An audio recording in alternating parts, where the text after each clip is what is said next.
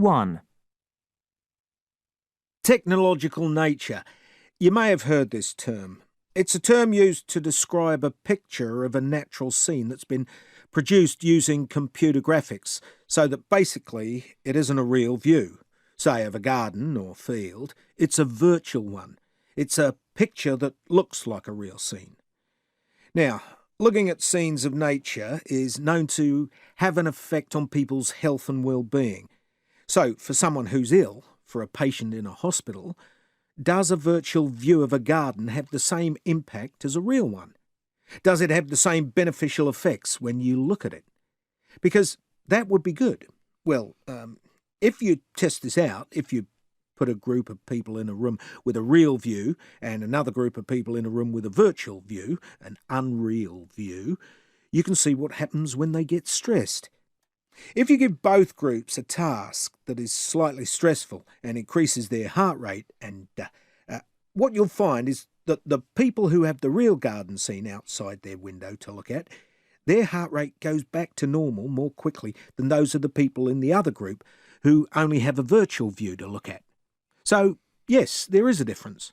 People's recovery from stress is faster in the room with a real view.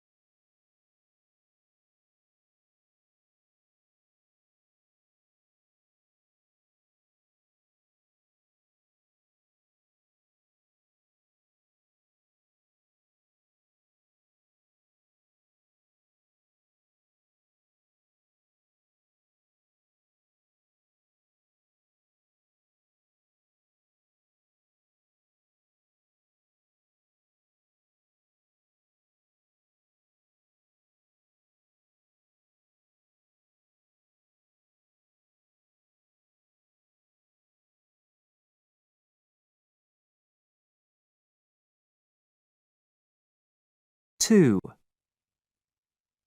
In criminal trials, memory's a basic, a critical feature of proceedings. Both sides of the legal team, prosecution and defense, are likely to rely to some extent on witnesses and on what they can recall of events that led up to or indeed formed part of the criminal act. Now, it's been well established in various circles that memory can be unreliable, particularly if new information is introduced in cross-examination that hasn't been presented up until that point. New facts that witnesses were unaware of. A lot of research has been done to test the effects of this, and it can be very problematic. For example, if you show a group of subjects a video of a crime, then you get someone else to read them an account of the same crime, but adding in information, be it ideas or objects that weren't present on the video. What researchers have found is that when the subjects are asked to retell what they saw on the video, they too include a number of things that were never there. In other words, the introduction of new information in a court of law is very likely to skew or distort a witness's memory of the event.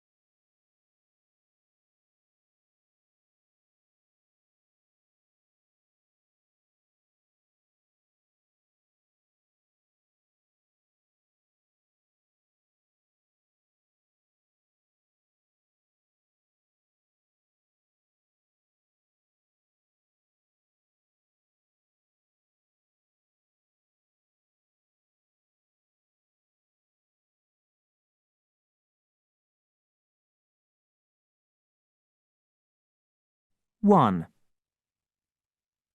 Technological nature. You may have heard this term. It's a term used to describe a picture of a natural scene that's been produced using computer graphics, so that basically it isn't a real view, say of a garden or field. It's a virtual one. It's a picture that looks like a real scene. Now, looking at scenes of nature is known to have an effect on people's health and well-being. So, for someone who's ill, for a patient in a hospital, does a virtual view of a garden have the same impact as a real one? Does it have the same beneficial effects when you look at it? Because that would be good. Well, if you test this out, if you put a group of people in a room with a real view and another group of people in a room with a virtual view, an unreal view, you can see what happens when they get stressed.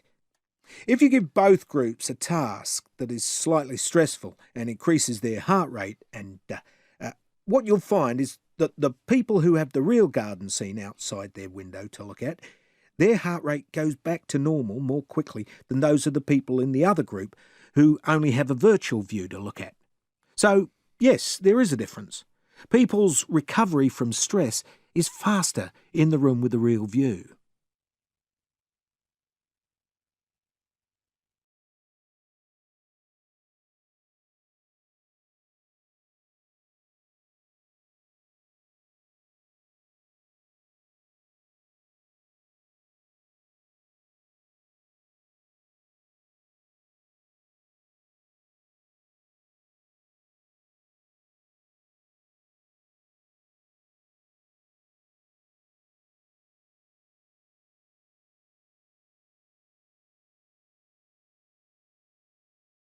Two.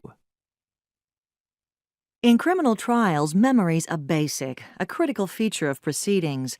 Both sides of the legal team, prosecution and defense, are likely to rely to some extent on witnesses and on what they can recall of events that led up to or indeed formed part of the criminal act. Now, it's been well established in various circles that memory can be unreliable, particularly if new information is introduced in cross-examination that hasn't been presented up until that point. New facts that witnesses were unaware of. A lot of research has been done to test the effects of this, and it can be very problematic.